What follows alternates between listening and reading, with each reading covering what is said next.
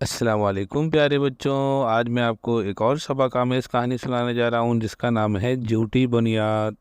चार दोस्त अहमद, फ़हद, यासिर, कामरान चारों एक साथ रहा करते थे। एक ही स्कूल में और एक ही क्लास में पढ़ते थे। एक से अगर कोई गलती होती तो क्लास में दूसरा दोस्त इसकी सपोर्ट पे टीचर से झूठ बोल दिया करता था। इस एक झूठ को छुपाने के लिए 100 झूठ बोलना पड़ते। हर टीचर इन चारों से परेशान था। एक दिन स्कूल की मैडम ने चारों के घरों में फ़ोन करके इनकी शिकायत लगाई। फहद की दादी महल्ले में बड़ी इज्जतदार खातून थी। उन्होंने चारों लड़कों को खाने की दावत पे बुलाया। इस पर उन्होंने कहा कि बच्चों, हम सब इंसान हैं और अल्लाह पाक की मखलूक हैं।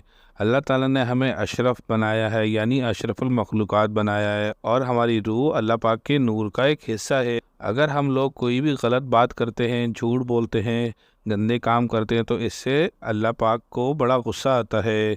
झूठ बोलने से हमारे लिए एक अदद बिच्छू पैदा हो जाता है। तो बच्चों, आगे से आप लोग ना ही तो झूठ बोलना और ना ही कोई गंदा काम करना। दादी की बात चारों को वाकई समझ में आ गई और चारों ने दादी जान से वादा ले लिया।